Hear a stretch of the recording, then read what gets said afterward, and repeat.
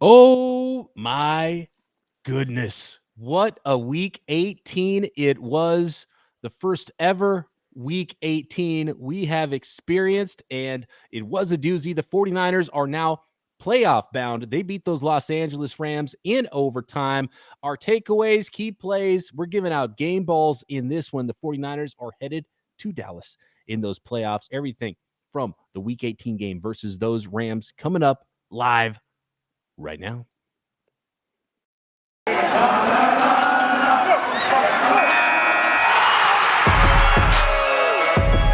You are Locked On 49ers, your daily San Francisco 49ers podcast, part of the Locked On Podcast Network, your team every day.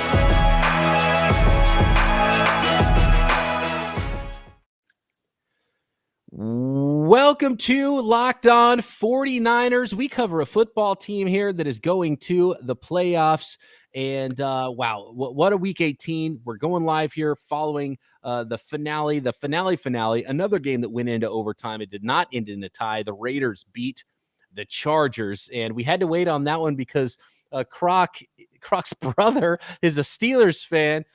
So he had to see every second of that game. Croc was at SoFi Stadium.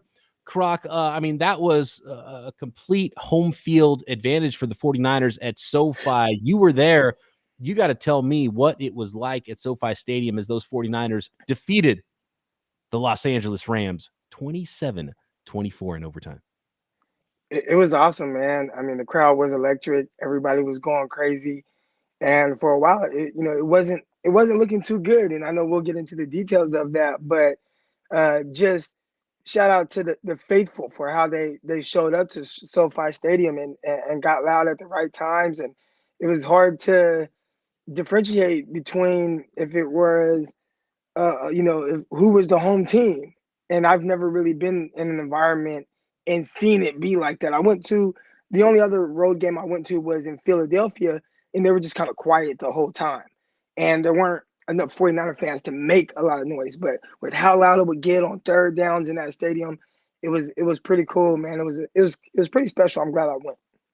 I'm glad you still have a voice, Croc. A lot of folks in the chat are worried about your mental well-being, maybe knocking back some shots with John Chapman and the 49ers rush. How did that go? Did you have a good time with the 49ers fans while you were there? Man, had an amazing time. I had an amazing time with the fans there. Everybody showed love. They loved the Locked On 49ers podcast. They were really excited. And shout out to everybody at the stadium that recognized, like, that's still it's kind of weird to me, Like, because, when you play professional sports, some people might recognize you, but they're not going to recognize Eric Crocker, a practice squad guy. But they recognize me on the road games at the stadium for being a podcaster. And it's pretty cool. I mean, plenty of people, stopped me and took pictures with me and all that. So, and told me how much they love the podcast. One guy, he was in his G-Wagon driving with his wife, and he sees me walking. He's like, Croc, I love the show. I love the podcast. So shout out to all the faithful, man. Like, that was pretty cool. As one person points out, the 49ers have never missed the playoffs in the era of Eric Crocker as co-host of the Locked On 49ers podcast. Yeah. Right, man. That was exciting. A lot of good takeaways from that game and some things that, I can't wait to really expound on. I have honed in on four. This is one of those. It was the ultimate team win to me. I've honed in on 4 game balls I want to give out at the end. We'll do that in the final segment of this show. We're going to stick around and do some overtime. Only fitting that we go into overtime for a little while. I know you got to hit a flight early in the morning, Croc, but we're going to hit a little overtime live on the chat for the YouTube watchers here on Sunday night. And thanks for hanging out late Sunday night with us, for those of you who did stick around live after that huge win and after finishing up the regular season here. And I bet there's somebody at the league office Monday morning who says, you know what, folks, this week 18 was so successful. What about 19 regular season weeks? Because, yeah, this was the best week of the season. This was awesome. Seeing all these play-in games, seeing, oh man, are they going to end it in a tie? And then both teams get in, and then Staley calls the timeout. I mean, we got to get to the 49ers here, but man, it was a really good league-wide week 18. Was it so good because of the extra game, or was it good because of that 7th spot and what it meant for people to be able to get into the playoffs because of it? I think that was a takeaway that my brothers and I have. One brother, he's a Steeler fan in there, and then the other one that's in there, he's a Dallas Cowboy fan, diehard. They're both diehard. So a lot of conversation going on with the brothers right now. Absolutely. We got to get into this 49ers team. I called it a team win, but obviously the biggest thing that stands out here is the quarterback situation, how the game started. The 49ers climbing out of a 17-0 hole, and Jimmy Garoppolo leading the team down, scoring at the end of the game to force overtime, and then kicking the field goal in overtime, and the 49ers getting that interception to seal it at the end. There's so many big things and so many things to point at, but I want to start out with the quarterback situation. At one point, Croc, were you sitting there watching this game live at SoFi Stadium thinking the 49ers started the wrong quarterback? Never. I knew that he was the guy for that moment, no matter how it started or how it went. I was looking at it when the 49ers were down 17-0.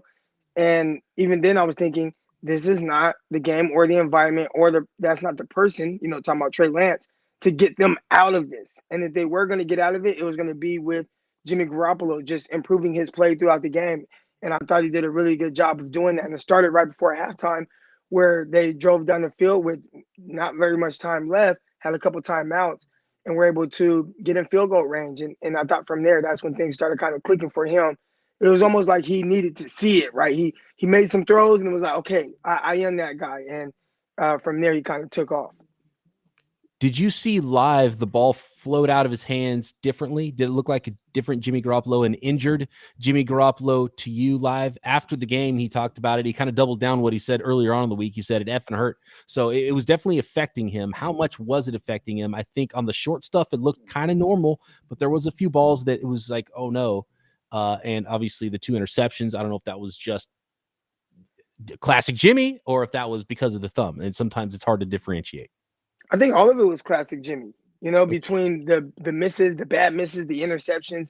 Also we saw the tight window throws, and I thought he did a terrific job throughout that. I remember in the first half, like a couple of those throws he had to really kind of get the 49ers going, throws to Ayuk and stuff like that. Like those were tight. And there were a few hot throws that he threw that went straight through Deebo Samuel's hands. You got to catch those. But, I thought he looked like Jimmy. There were some that kind of died on him going to the sideline and some misses. And, that's him as well. So I think you know what you're getting with Jimmy Garoppolo. And that was why I was so on board with starting him, because, there's going to be these weird moments. But then you also know the other side of it, the guy that can potentially lead a team down, score to tie the game and go into overtime. Obviously, a gutty performance from Jimmy Garoppolo. You have to hand it to the guy. He didn't fold in a 17-0 hole. He ended up with pretty good numbers, 23 of 32 passing for 316 yards, 1 touchdown. The 2 interceptions were definitely bad. Things were disjointed. The offense was not moving the ball early, but then they started moving the ball well and started looking like that playoff team from 2019. And they were running the heck out of the ball, and they were being physical and making big third down plays when they needed it. That was really fun to see. From the 49ers offense. I was not as confident as you, Croc. I thought Shanahan might have made the wrong decision, especially after the first interception. And I thought if Shanahan – so there was the drive where the 49ers just straight up ran the ball. Run. 2nd and 14, they're in field goal range. They're in the red zone. They go empty backfield.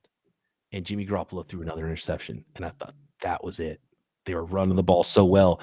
And Kyle got away from that 2019 versus the Vikings versus the Packers mentality of we're just going to run it until we can't run it anymore. And I think the 49ers would have. And I think, honestly, the 49ers might have won that in regulation if that's the way they went about it.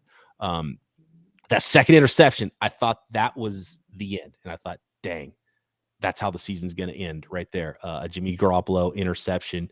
You stopped running the ball. And it didn't happen.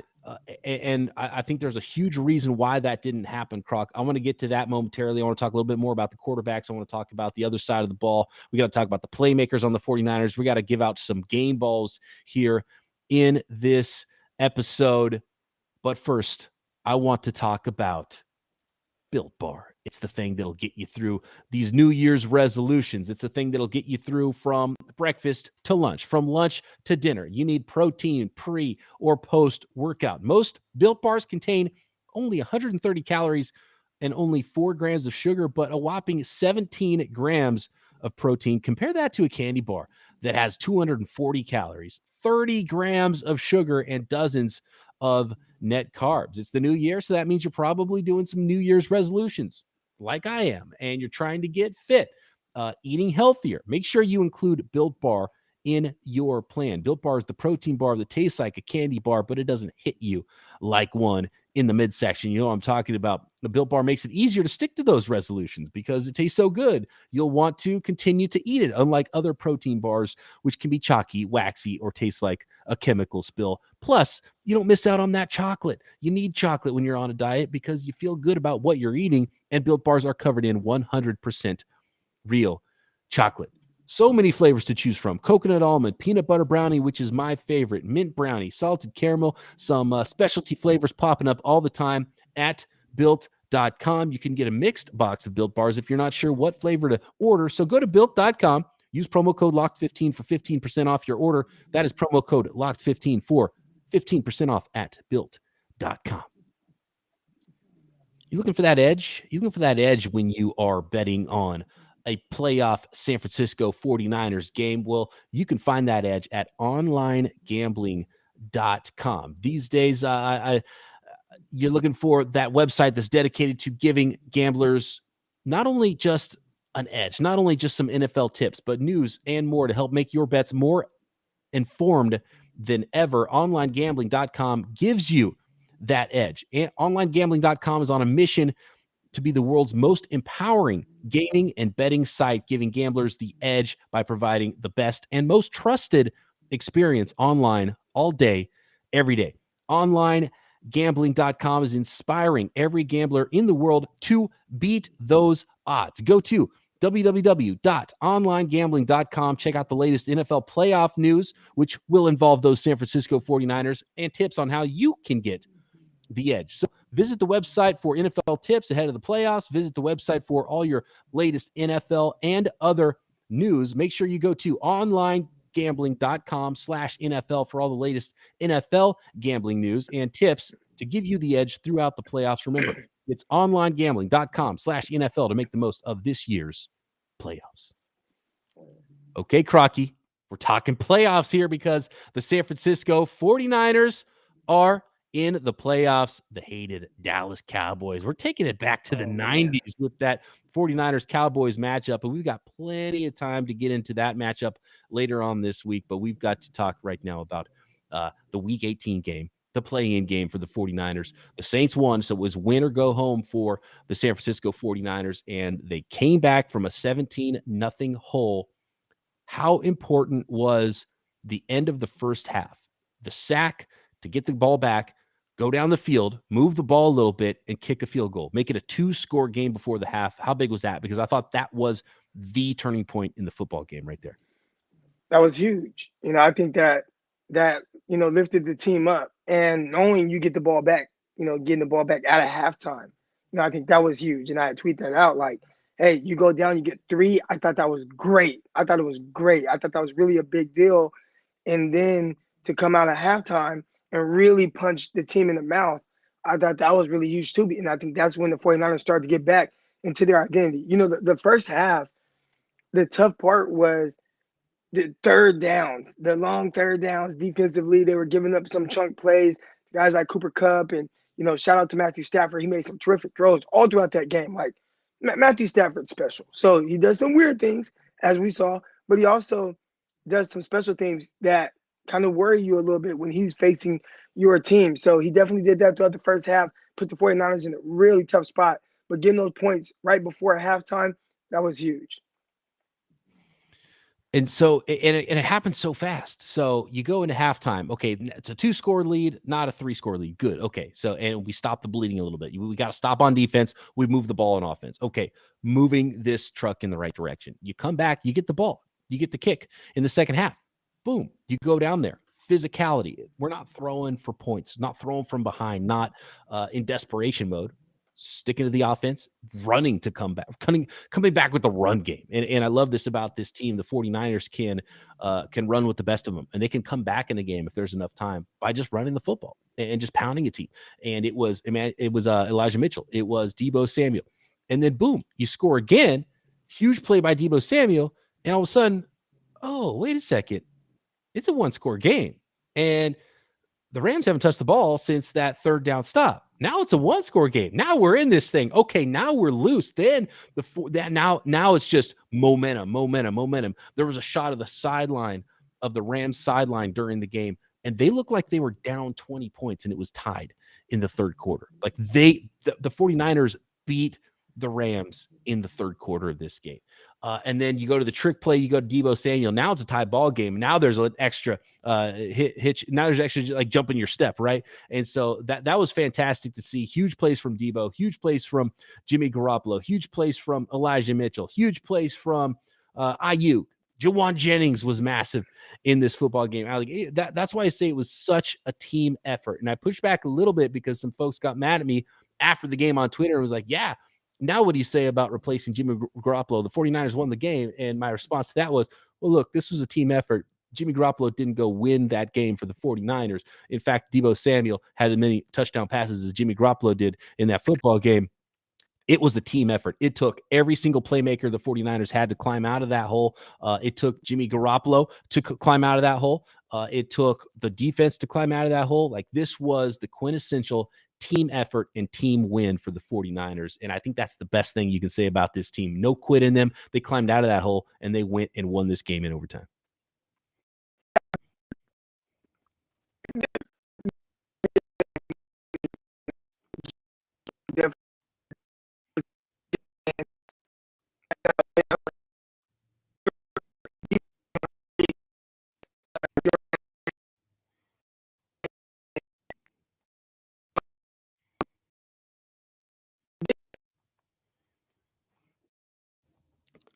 I don't know if it's breaking up for everybody else there, but I can't hear you anymore, Crocker.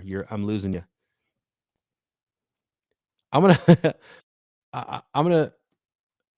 Oh yeah, so Croc, you froze. Okay, so I think you froze up a little bit on the audio. Croc's gonna come back. I am going to push back a little bit on this. Where we at here? Trey Lance would not have done that. So I've seen this before. So Trey Lance wouldn't have done what? Trey Lance wouldn't have thrown 2 interceptions. Trey Lance wouldn't have gotten in a 17-0 hole. That's what I push back on. If Trey Lance started this game and Jimmy Garoppolo was hurt, by his own admission, his thumb effing hurt, right? He was injured. He was not throwing the ball, I think, even to Jimmy Garoppolo's level. I think maybe the 49ers weren't in a 17-0 hole. Maybe the 49ers go win in regulation. Maybe the 49ers don't. Maybe the 49ers still get in a 17-0 hole. Maybe it's worse. Maybe Trey Lance throws 3 interceptions and the 49ers don't win. That's a possibility too. But but I definitely push back on the idea that Jimmy Garoppolo won that game and that he was the only guy that could have won that game, because that was not going well earlier on in the football game for Jimmy Garoppolo. Now, I will say Kyle Shanahan, in the end, scoreboard 27-24, 49ers won that game.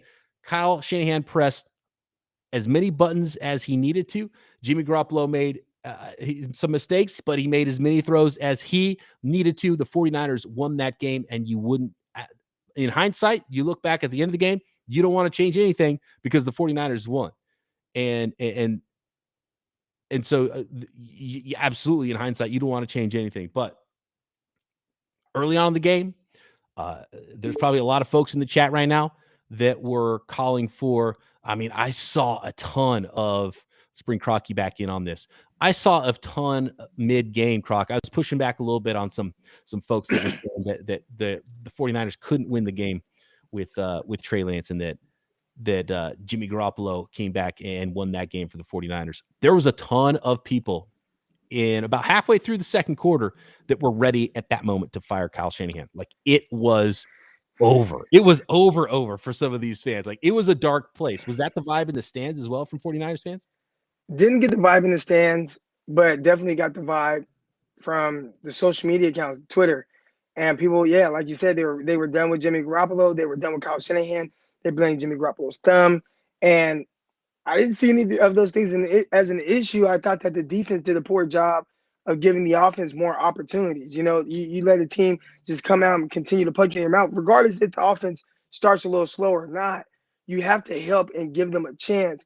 And I thought that didn't happen. And once that happened and they were able to start playing more complementary football, then we saw a better version of both Kyle Shanahan and Jimmy Garoppolo. Same old sorry ass man. So long. In the end, it turned out, I saw that come up in the chat. I don't know where it went. Yeah, the Ram, like, I don't know what it is that the 49ers have over the Rams. They just they beat them in physicality. I feel like they beat them mentally in a lot of ways. I don't like, did you feel it? Did you feel it in the stands that was like, there's something that the 49ers have over the Rams. The Rams are going to fold. Once they got to the point where it was tied, it was almost over, right? I do think it's almost the same hold that Seattle has on the 49ers, where it's just hard to get over that hump for whatever reason. And no matter how good or bad Seattle is, the 49ers just have a really tough time handling them. I mean, just look at the games from this year. And that was a Seattle team that was not very good. And we've seen that same thing happen with the 49ers and the Rams for whatever reason. I mean, even going back to like Chip Kelly years, right? Like Chip Kelly, I want to say Colin Kaepernick's, like, one of his last games, it was beating the Rams. I think the 49ers maybe won 2 games that year, and it was both beating the Rams. So for whatever reason, the 49ers historically over the last however many years have had this stranglehold on the Rams, and that just doubt starts to creep into a lot of these guys' minds that have been a part of it, even like guys like Aaron Donald. It was amazing. Yeah. As Keisha points out here, McVay running out onto the field. The ref was told him, like, get the hell out of here. What are you doing in the end zone right now? Going out there celebrating. They were all like, yeah, we're beating the 49ers. And then literally 3 possessions later, they're all on the sideline, like, just stunned looks on their face. It was still tied, and it looked like they were down 20 points. Like, they knew it was coming, and they knew it was inevitable, and they knew they couldn't stop it. That was pretty amazing. Even though the 49ers did not win that in regulation, they ended up coming back to win it in overtime. We've got to talk, Croc, about your boy, Ambry Thomas, and your boy, Emmanuel Moseley, and that defensive side of the ball. Give out some game balls. We're going to hang out with a little overtime and get deep into the chat as well, coming up on this episode of Locked On 49ers. And when Croc drives back to Arkansas, I think he's going to fly, but if he was to drive back to Arkansas, you know what he would do? He would open up the Get Upside app, go find himself a deal, and get 25 cents back on every single gallon of gas as he drove across the country every time he filled up. All you got to do to get cash back every time you fill up the gas tank is download the free Get Upside app in the App Store or Google Play right now. Use promo code TOUCHDOWN, and you can even get a bonus 25 cents per gallon on your first fill up. That's up to 50 cents cash back per gallon. Don't pay full price at the pump anymore. Get cash back using Get Upside. I use it. It's super easy. I don't know why you wouldn't use it. You're getting free cash back on the same gas you were already going to buy. I open up the app, look at the map. That's the gas station I'm going to. Claim my 25 cents back per gallon. Go fill up, and I've got money in my account. And there's no catch at all. The cash gets added right to your account. You can cash out anytime you want to your bank account, PayPal, an e-gift card, whatever you want. Just download the free Get Upside app. Use promo code TOUCHDOWN to get up to 50 cents cash back on your first tank. That's promo code TOUCHDOWN with the Get Upside app. Woo! The rookie, Ambry Thomas, coming up big in the biggest moment of his young career. Overtime. Matthew Stafford says, number 20, that's what I want. I'm going to go deep there. I'm going to exploit that matchup. I'm going to go win this game in overtime, knock the 49ers out. Ambry Thomas said, nope, I'm going to take that ball. I'm going to intercept it. Ball game, 49ers win. How big was A, Ambry Thomas, the rookie, stepping up with the last play of the game, and B, getting Jimmy Ward back from the COVID list and getting Emmanuel Moseley back from IR with the other interception of Matthew Stafford in this game. Moseley and Ambry Thomas. How fantastic were they as a tandem? And by the way, Croc, you were correct. That's what they went with. They went with Moseley and Ambry Thomas, and they flipped Moseley over to the right side, left Ambry Thomas over there on the left side where he'd been playing all year. Yeah, obviously he came up big, and when it mattered most, he made a play. There was a play earlier in the game where Ambry Thomas was in position. I believe it was Higbee that caught the touchdown over.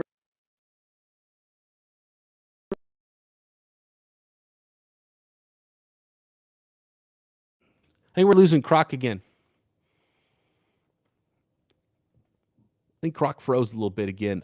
It's a good point by Judy here, though, because it wasn't the 17-0 hole wasn't just Jimmy Garoppolo at all. It was everything. Everything felt disjointed. The defense rough in the first half. I agree, Judy. And the defense came back huge, and it was that one stop at the end of the first half where the defense really, all of a sudden, as you put it, stepped the hell up. I mean, that was huge for the 49ers to win this game. The defense had to show up, and they did. The defense was lights out starting at the end of the first half. It was pretty amazing. The Rams scored one more touchdown. The Rams scored one more time after that third down stop at the end of the second quarter. That's how awesome the 49ers defense was. And it was Ambry Thomas, and it was Emmanuel Moseley with the interceptions. It was Fred Warner all over the place. It was Dre Greenlaw all over the place. It was Eric Armstead, 2.5 sacks. He was behind the line of scrimmage all game long. A huge sack from Contavious Street, or a tackle for loss by Contavious Street in that one. Let's bring Crocky back. How am I? I'm not on Wi-Fi now, so it's just straight from my phone. You're good. I like the neon in the background there as well. It's my nephew's room, so I'm hanging out recording in this room. I can tell you're in the gaming chair as well. I hope that's coming. Yeah, I got the gaming chair. This dude got this big ass, I don't know, it's probably a 70-inch plasma on the wall. I don't know what they're doing over here in Irvine. So we're talking here about the defense and how it wasn't just Jimmy Garoppolo. It wasn't just the offense. It was the defensive side of the ball too. The Rams ran up and down the field on the 49ers in the first half. And that one possession where the 49ers finally got off the field, the third down sack, and it was different from there. The Rams scored one time after that stop in the second quarter of the game. And it was everybody. It was a team effort. I just named them all. Fred Warner, Dre Greenlaw, Dante Johnson got beat a couple times from Kupp. So did Jimmy Ward. They stiffened up. Eric Armstead was huge with 2.5 sacks. Nick Bosa got in on the action with the sack. Fred Warner with the sweet move on the blitz. A couple of just really key blitz calls from D'Amico Ryans in the second half. I mean, it was a huge team effort on defense. Everybody showed up, and everyone started playing better. I thought it started off with the 49ers really taking away the run game from the Rams. I was looking at some of the stats at halftime, and I'm like, gosh, the Rams just can't run the ball. And that continued into the second half as well. Couldn't really get anything going until maybe one late run that was pretty decent by one of the Rams running backs. I don't remember exactly who it was. I do know, and I was kind of talking about before the connection happened, but I was talking about Ambry Thomas and Jimmy Ward. And I've kind of labeled Jimmy Ward the Cooper Kupp stopper. And Jimmy Ward, Cooper Kupp kind of got the better of Ward in this game. Mm-hmm. One perfect throw. I want to say down the left sideline because that's how it was with me at the stadium. But I think on TV it was kind of flipped or something. But anyways, it was down the sideline late in that game where Stafford dropped it right in over the shoulder of Cooper Kupp, and Ward was in great position, but he missed. Now, where he messed up was everybody was talking about get your head around. There's a timing with getting your head around. All right. And if you get in phase late, in phase is basically having the receiver controlled. If you get in phase late and then look, a lot of times the ball's going to drop in there. So typically what you'll do is you'll see guys work to play through the hands of the receiver. And Ward, who looked late, as soon as he looked, the ball dropped in there. And I was like, gosh, he just played through the hands at that point. And there might be people he didn't get his head around. Oh, my gosh. But not no, that would have been the right way to go about it. And then he got him on the touchdown where I just thought that was another perfect pass from Matthew Stafford. Just great job. I thought he was great on those plays, and great job by Cooper Kupp making great plays as well. But Ambry Thomas, he got beat by Higbee early in the game, I believe, for a touchdown. Again, in position, loses at the catch point. On the Higbee touchdown, that was Ward, right? Because That was the goal line play action. Higbee was pretty much by himself. I thought. No, there's another one. Oh, the second Higbee touchdown. I forgot he had 2 touchdowns. Yeah, you're right. Yeah. So On the sideline. yeah. Yeah. So it was tight coverage, but he didn't get out. But he got a chance to kind of redeem himself late in the game. I saw some people tweeting it out. Again, when you're watching out the game, I'm watching it and I see interception and I just start running around like crazy. And then, 49er fans are going crazy. So I didn't really actually see the play, but I saw on social media, a lot of people were saying he was beat, but the ball was just underthrown. So finally, I'd say maybe 30, 45 minutes after the game, I finally see the actual clip. And what it looked like to me was he was in a bail the whole time. He had his bail. He had a bail with seeing the receiver in his peripheral, being able to stay on top of the receiver. And he sees the ball thrown and he sees the trajectory of the ball. I think Odell Beckham never saw the trajectory of the ball. So he's just running full speed while Ambry Thomas sees and he's like, wait a minute, this ball is short. He's able to adjust to a ball that was underthrown and then make a play on the ball at the catch point, resulting in an interception. So I do believe that if the ball was thrown more vertically and let's say like a perfect pass or like more ideal down the field, he would have been in position to make a play on the ball. Now, would he have made it? I don't know because we've seen him lose at the catch point plenty of times, but the ball was underthrown and he did a really good job of making the play on the ball. We got some trolls even entering the chat here. That's how you know the 49ers are in a good place, that there's fans of opposing teams trying to jump in and get involved with the chat. But they've been taken care of very quickly by both our moderator and the users here in the chat, making quick work of these yahoos. I love it. It's so fun. It's fantastic stuff. A lot of Mad Rams fans and a lot of Mad Cowboys fans getting pre-angry about the game that's about to happen on Sunday. You're right, though, Croc. It all started with stopping the run, and the Rams were one-dimensional. And they were hitting plays in the first half, and they stopped hitting those plays. And I got to give credit to DeMeco Ryans and the entire squad because, again, team effort. Everybody was involved. As Leighton points out here, and we didn't really have time to talk about this much, and we got to get to some game balls. We'll get deeper into the chat and talk a lot more a little bit in just a second. But shout out to the O-line. Without Silverback, a big game.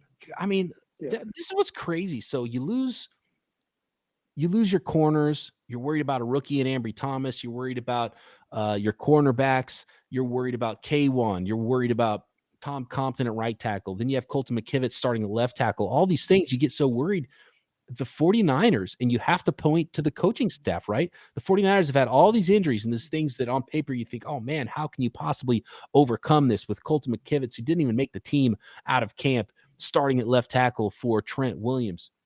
And it wasn't a problem. It wasn't an issue. Tom Compton struggled his first game, a little bit for his second game, and maybe a third game, a little, but Compton's settled in and been fine. Ambry Thomas developing in front of our eyes, made the biggest play of the season with the interception to seal the game. So all of these things that we think all season long are going to be big problems, you have to point to the 49ers coaching staff, right? So I think that's where the first game ball has to go, is to John Lynch for the depth, Kyle Shanahan, DeMeco Ryans. I think the entire coaching staff for getting this team into the playoffs and for overcoming some of the injuries that seem like they're going to be season ruiners and season wreckers, they haven't been a problem. So you have to point to the coaching staff, right, Croc? The coaching staff for the 49ers have done a tremendous job all season long, regardless of who is out. Even being able to get Trey Lance ready, for a Houston Texans game. I think that's a little underrated throughout this whole process, but essentially that was a playoff game as well, because if the 49ers lose that game, they're not in the playoffs right now. So good job getting him ready. Running backs that had to fill in for Elijah Mitchell. I mean, having the thought process to put Deebo Samuel at running back and the production he's had. He has more rushing touchdowns than receiving touchdowns, and he has 6 receiving touchdowns.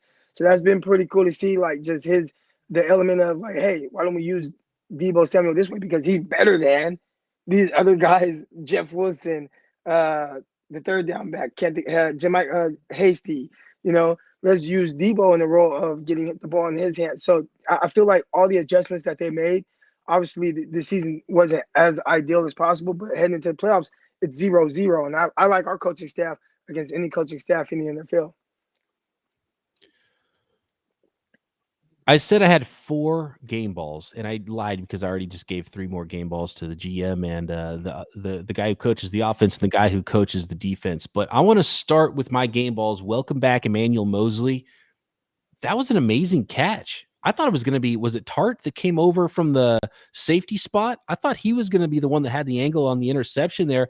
And it was actually Emmanuel Moseley that made an amazing catch on that interception. And it is huge to have someone as solid and as sometimes spectacular. Like Emmanuel Moseley's a dude, right, Croc? And it was awesome to see him back out there. And that was a great catch on that pick. Like make him pay, make them pay when they're trying to go over the top on you.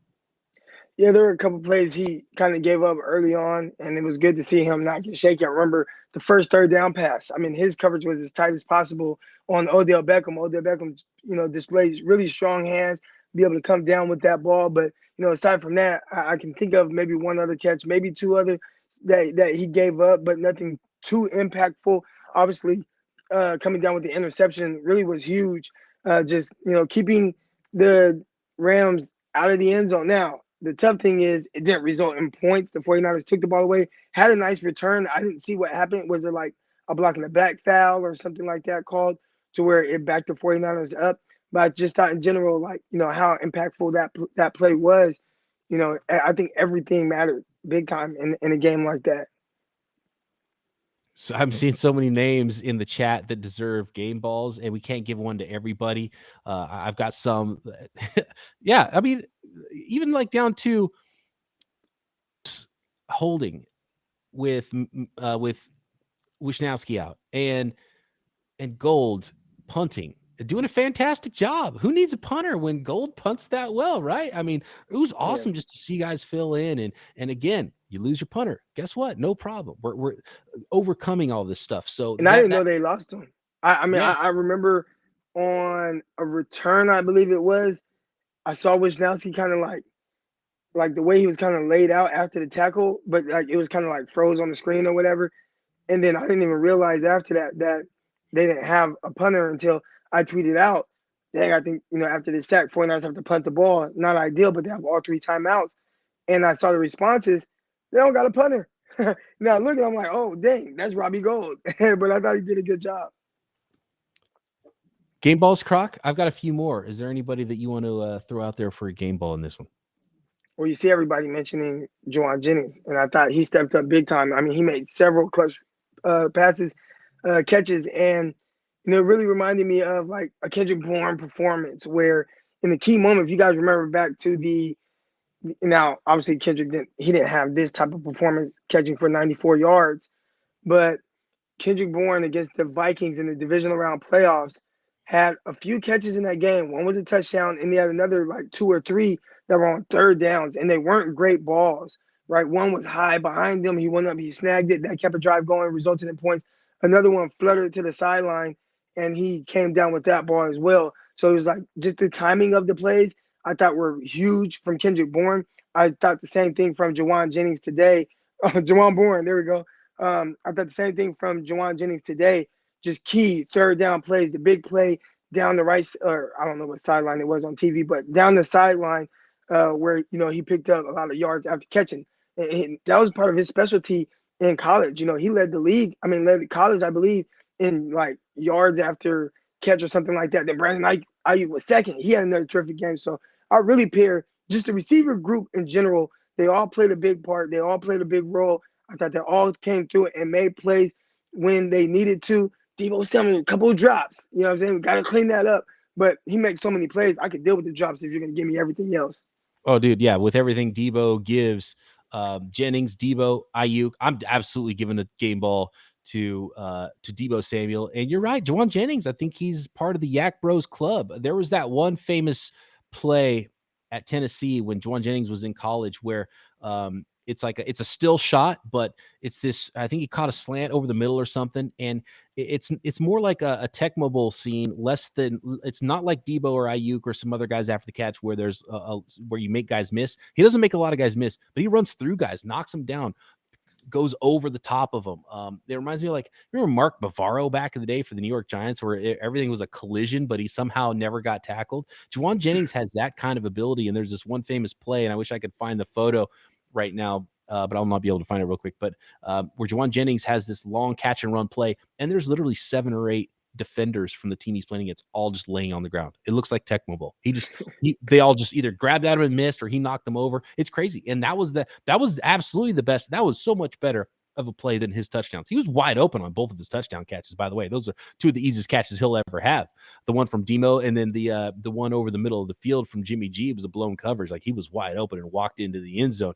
That catch and run, that was the highlight of the game for Juwan Jennings. But Deebo Samuel, what can you say about him? He's a special, special dude. The way he plays physically, the plays he makes, throwing a touchdown pass in this one. We talked about it earlier in the year. Deebo gets a game ball every single game he plays. We have to rename the game balls after Deebo Samuel, because that's how good he is. That's how impactful he's been. He was the MVP for the 49ers this season. Deebo absolutely gets a game ball in this one. How much money does he get this offseason? Well, now that he's a quarterback, he's going to get even more than we thought, I think. He finally got to hit that. And he can throw. Oh, my goodness. I don't know if you caught that reference from Friday Night Lights.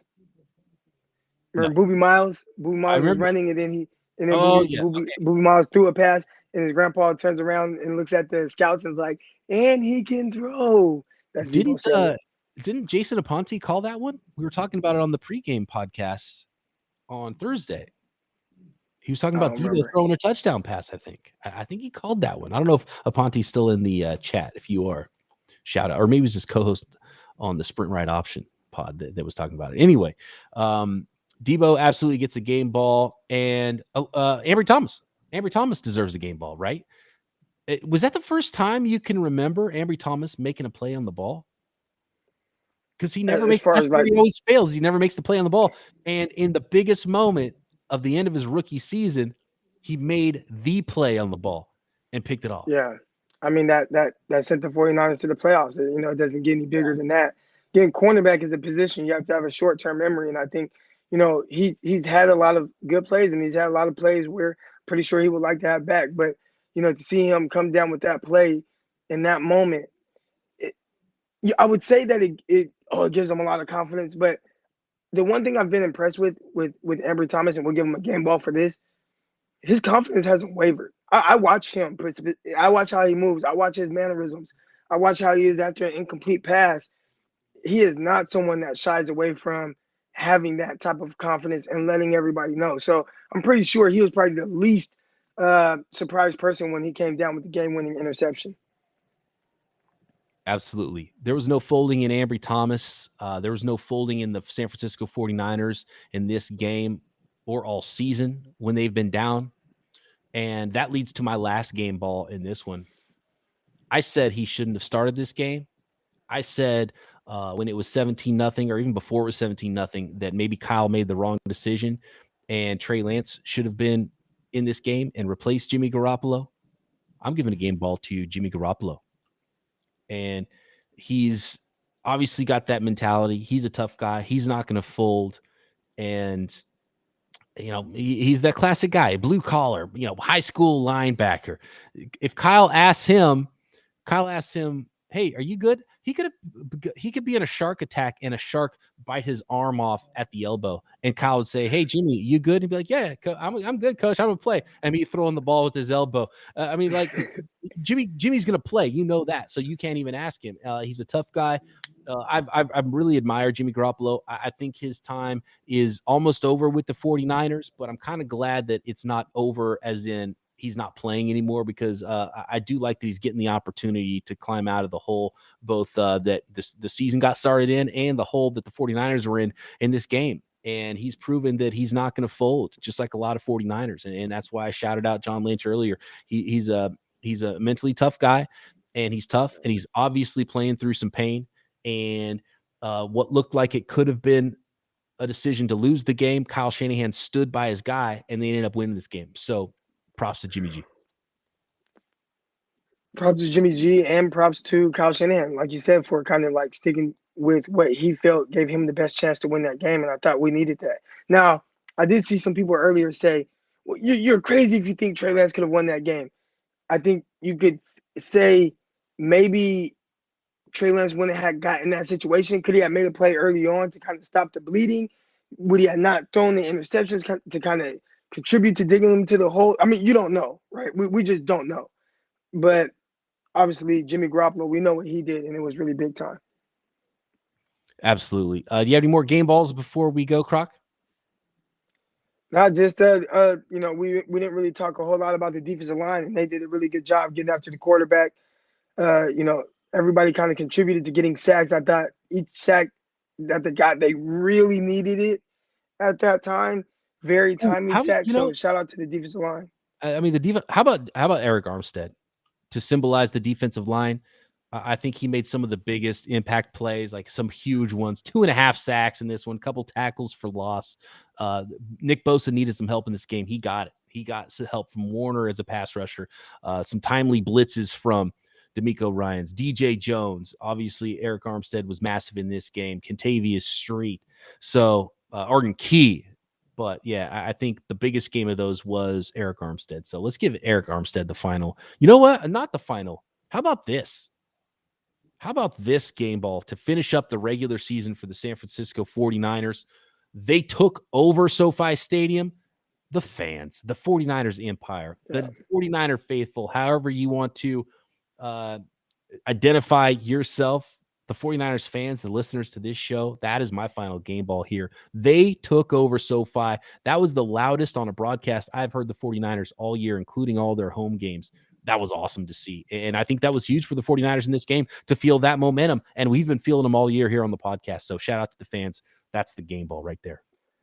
I put out a video, people being able to listen to the crowd on the third down play, and 49ers got a sack. And I mean, it was loud. It was loud. Again, you'd be confused with who's the home team in that situation. It sounded like the 49ers were the home team for that play and really most of the game. And people say that a lot, but this was reality. It was a home game for the 49ers. That's what it felt like on TV. That's what it sounded like. It was pretty awesome. So appreciate all you listeners out there. Thanks for making us your first listen every day. If you're live with us on YouTube, stick around. We're going to get in the chat a little bit, but Croc does have to go to bed. He's got to fly early in the morning. Appreciate everybody out there. The 49ers are playoff bound. More on those Dallas Cowboys coming up later on in the week right here. Locked On 49ers. All right, a couple of things I want to address. I've been seeing in the chat. All right, the first thing, Deebo Samuel, I asked you how much he was going to get paid. I saw a lot of people basically saying $20 million per year. He's getting more than that. I think it starts at $22 million a year.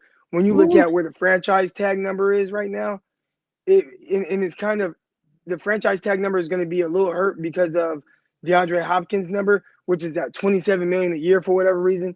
And then the next, everybody else is kind of like 22, 21, 20, kind of in that range. But the franchise tag number is around $22 million. So negotiations start there with Deebo Samuel. So here's the top wide receiver contracts in the NFL right now. DeAndre Hopkins, you mentioned, $22.25 million per year. His is way out there. The Cardinals had to overpay to get him to go to stay in Arizona, and they were kind of up against it because they traded for him. So it was one of those situations, and we've seen it in the past. We saw it with the 49ers. You trade for a guy, and you can't let him go after you gave up draft picks for him and let him walk. So you got to pay what they're asking.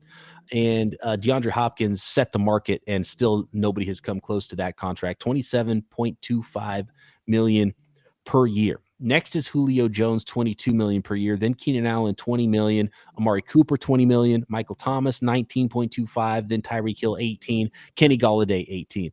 I would say the Kenny Golladay contract is the argument for where Deebo should be paid. When someone says he's going to get $18 to $20 million, I think Deebo will get more than Golladay.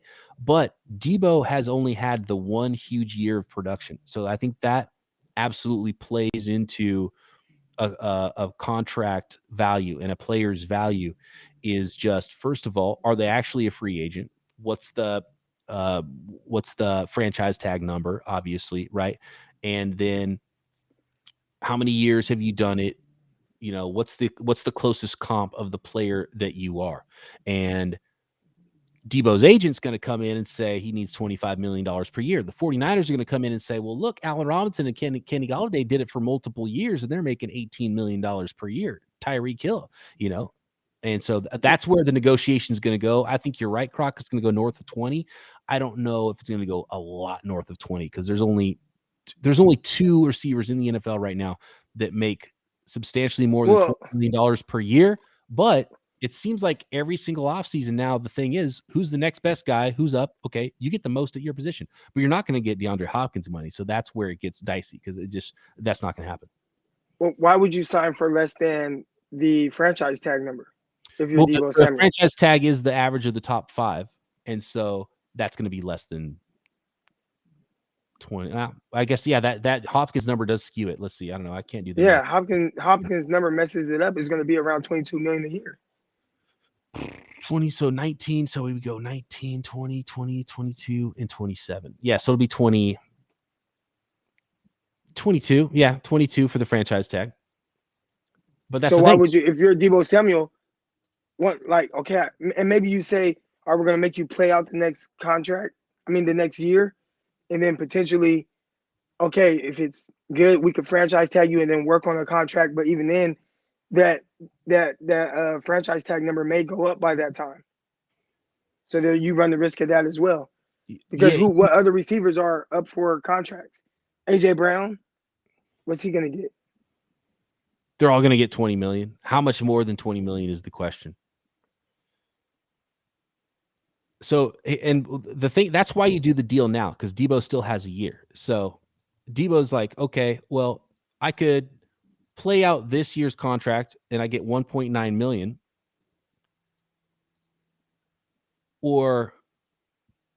and then get franchise tagged the next year. So now you're making 24 million over the course of 2 years. Or do I take $19 million per year and I make a whole bunch more this year? And when you add in all my other years subsequent, even though in 2022, 23, 24, I'll make less than if I played hardball, I actually get paid now with an injury history before I get hurt.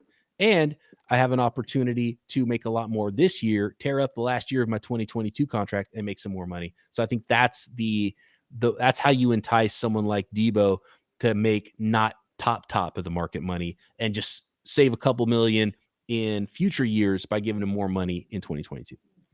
We'll see, man. Deebo, not a free agent. Deebo likes nice things. I see him on Instagram.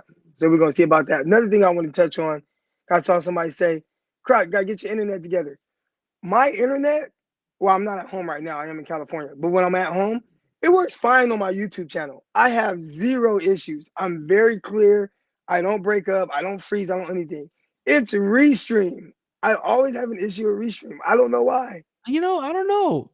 Did I break up? I'm on Restream right here with you, and I didn't break up, Croc. I don't know what it does to me. I don't know. Neon lights behind you. Maybe it's like the Steeler fandom from your brother in another room that's like sucking the energy out of your room right now. Sergio asked if you like cheese, and I have no idea why. I was thinking there was a joke involved here, or is there some? I don't know, but yeah, I like cheese. Maybe he's calling me a rat. I don't know. I ain't never snitched on nobody though. But yeah, I love. I like cheese. Like we were talking about on burgers and stuff. What's your favorite? If you just ate straight up cheese, what would it be?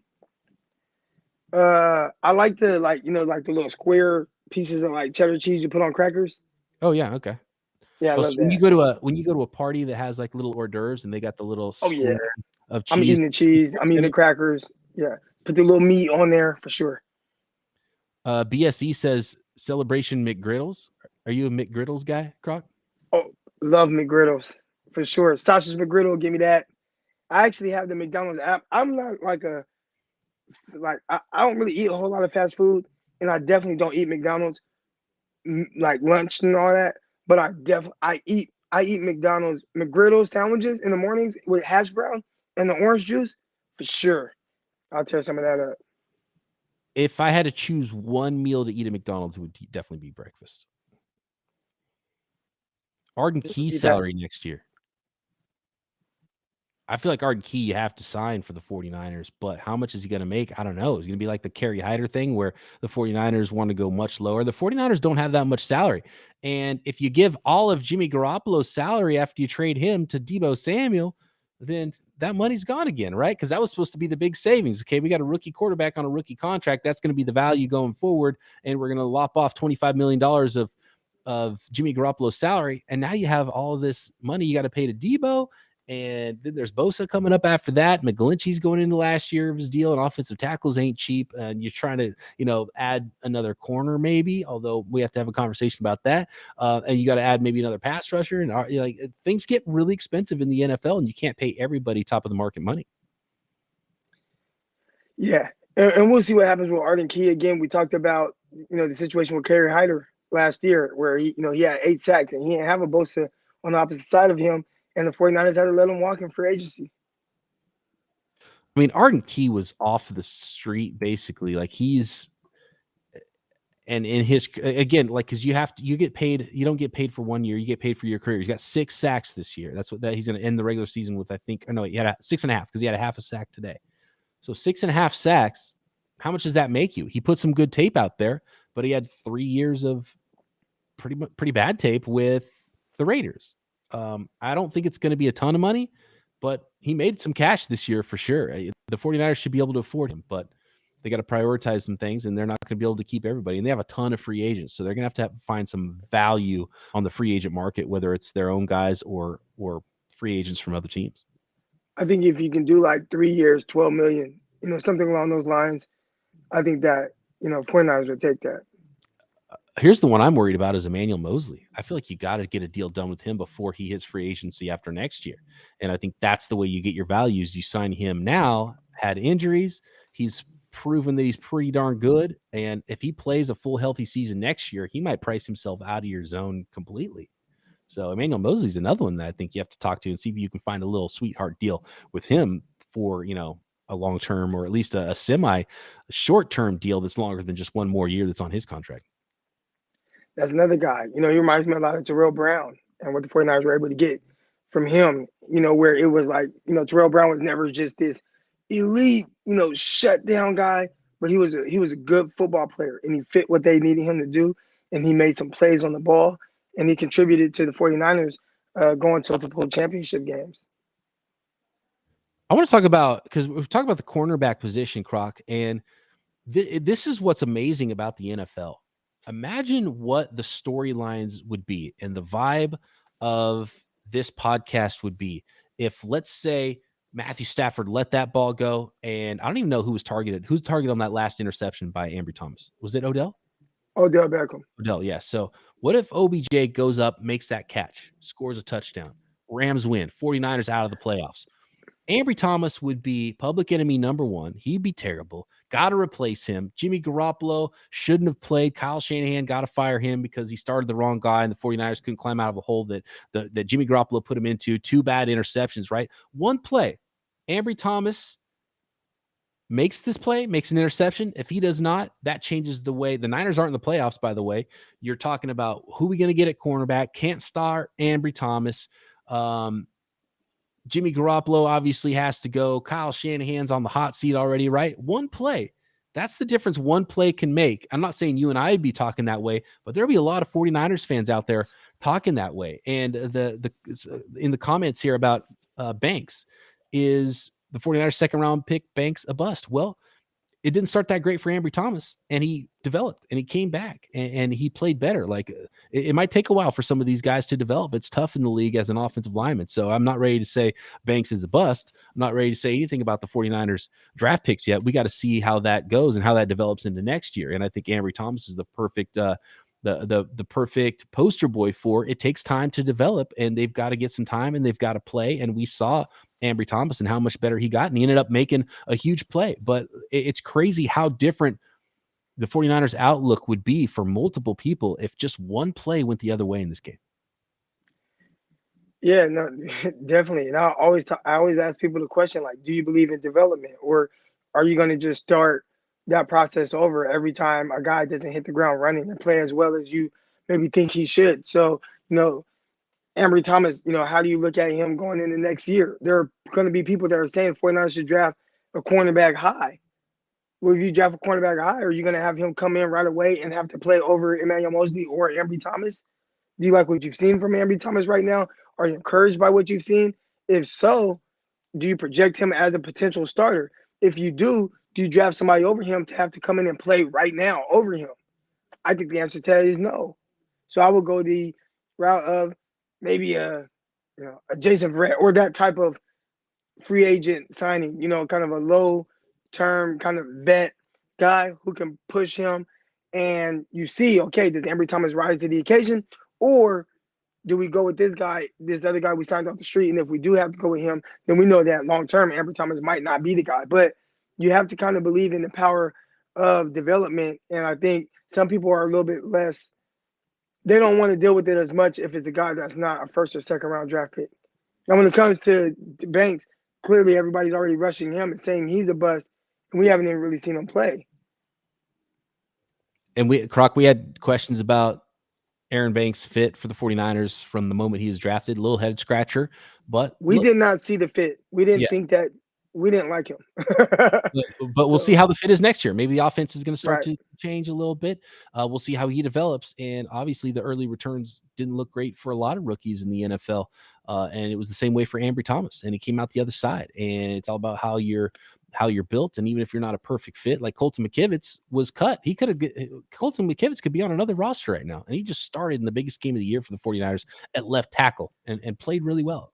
So I saw Trevor Lawrence today. I was watching that game and keeping track on it. I had a little bit of money on it.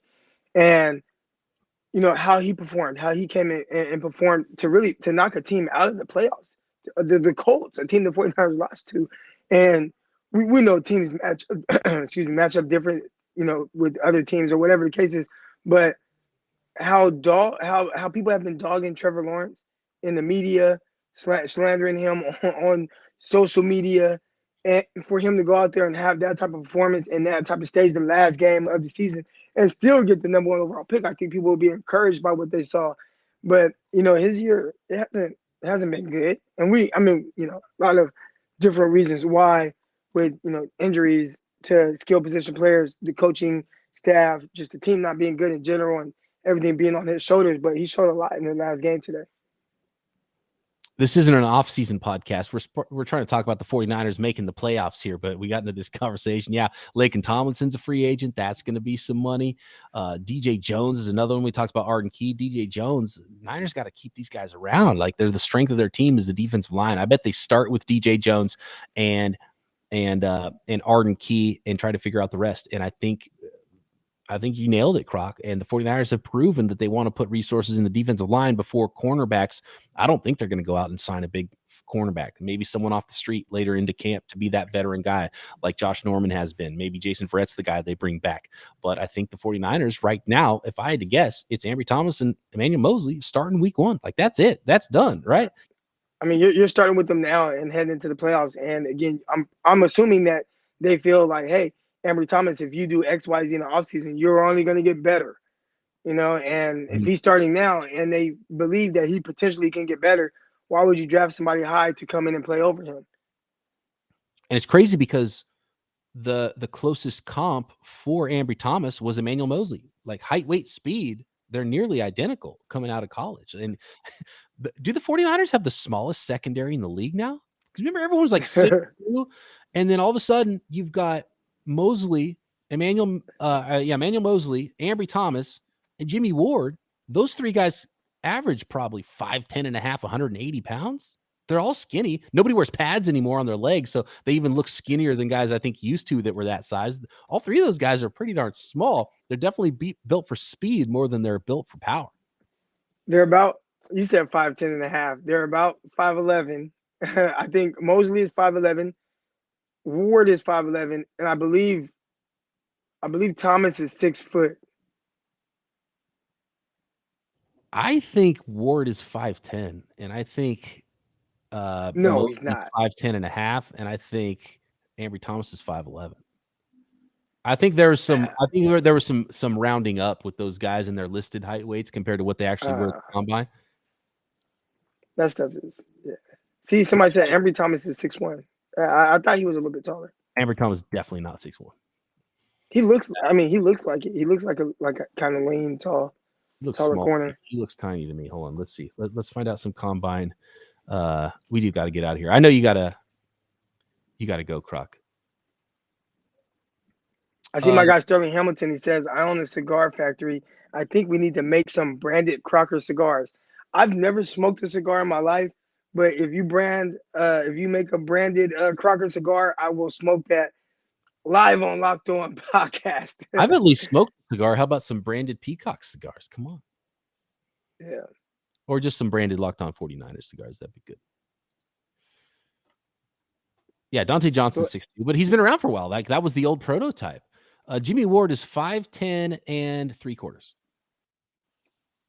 That was what he was in the comp. 5'11". That's 5'11". Ambry Thomas, let's find out. You know, when they measure you, and like when the NFL measures you, they make you stand against the wall. You have to like point your toes and feet up. Like it's all kind of wild stuff. Yeah, they don't want people to cheat. They like smash you down. They make sure you're not cheating or screwing around. It's funny because guys will get measured up at the Senior Bowl, then they'll go to the combine and they're a different height. And it's like, how is that possible? Yeah. Ambry Thomas is there's no height and weight. Oh, see, someone's he was a pro day guy. He was pro day. Oh, so they were cheating anyway. He's definitely 5'10" and a half. They were cheating on that one. I think 5'11". And Emmanuel, but the scouts control the pro day.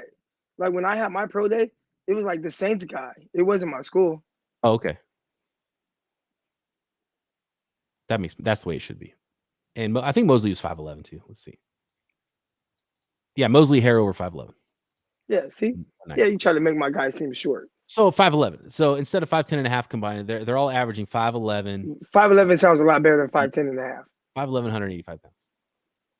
They just look so skinny to me. I don't know. They are slim. Now you want to start talking about weight. Moseley was like 185 pounds, maybe. Ward, he's not big for a safety. Tart has size. Tart's big. Tart's a big safety. Tart helps them out for sure. He's 6'2", 220, right? So I see somebody asked, we got Dustin Keller. He said, how tall is Croc? It depends. Are we talking NFL real measurements? Or what Croc's gonna write down in the program? So there's really three different heights. So there's what's in the program, which is 6'2".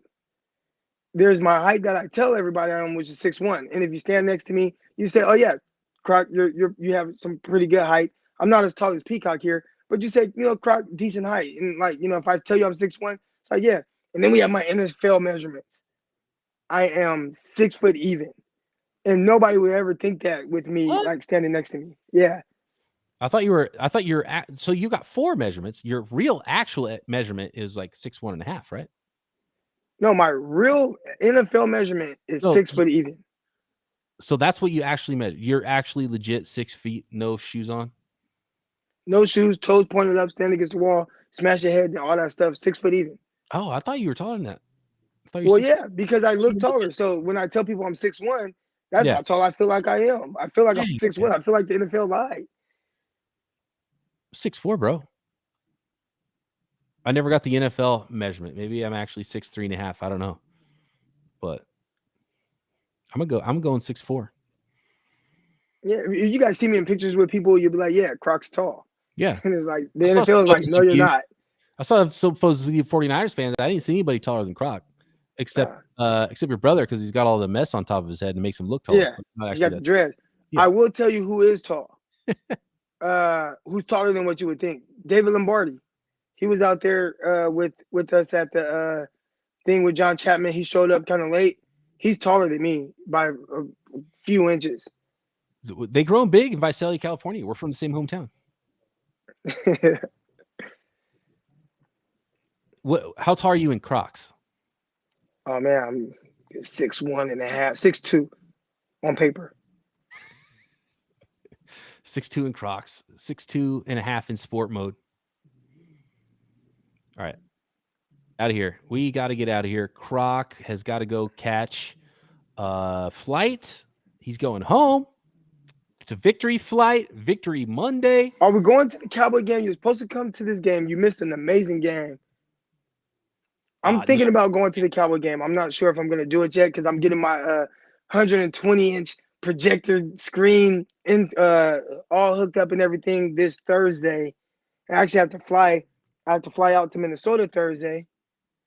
And then I'm thinking about flying from Minnesota to Dallas for the game.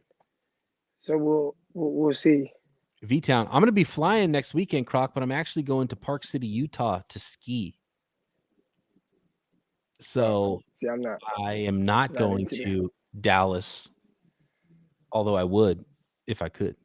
But I got other plans. Yeah.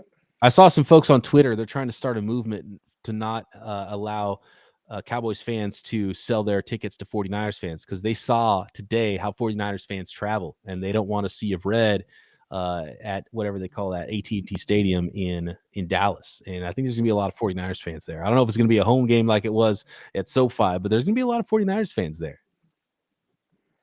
Yeah, man. Gotta show up, man. And shout out to all my Stockton people in the chat right now, man. 209. I see y'all in there. That's what's up.